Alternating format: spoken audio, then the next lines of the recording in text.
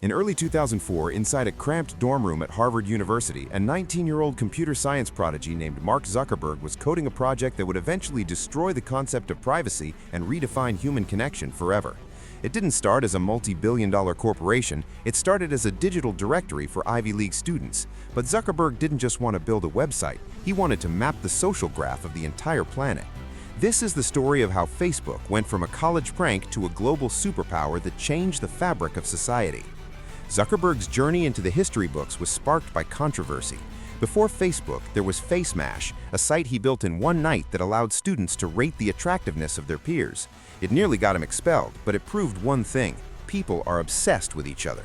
On February 4, 2004, he launched the Facebook. Within 24 hours, over 1,000 students had signed up. Within a month, half of Harvard was on it. Zuckerberg realized he wasn't just building a tool, he was capturing human attention, the most valuable resource on Earth.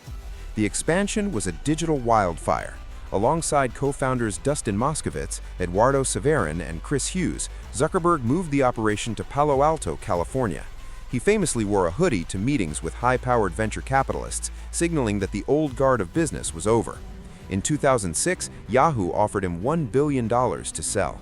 Most 22-year-olds would have taken the money and run, but Zuckerberg, showing a cold and calculated confidence, turned it down in 10 minutes. He knew that the news feed, a feature everyone initially hated, was about to turn Facebook into a daily addiction. Zuckerberg's strategy was move fast and break things. He was ruthless in his pursuit of dominance. When he couldn't beat his competitors, he bought them.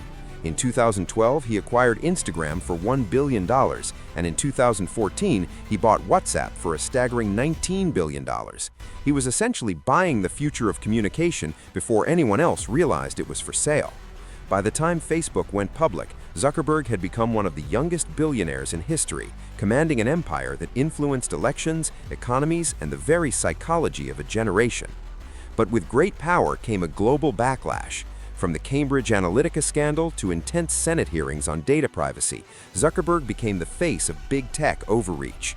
In 2021, he made his most daring pivot yet, rebranding the company as Meta, betting the house on the Metaverse, a virtual reality future. Mark Zuckerberg proved that in the 21st century, the most powerful weapon isn't a missile, it's an algorithm. He didn't just build a social network, he built a digital mirror of humanity. Whether you see him as a visionary genius or a data-hungry tycoon, one thing is undeniable: we are all living in the world that Mark Zuckerberg coded.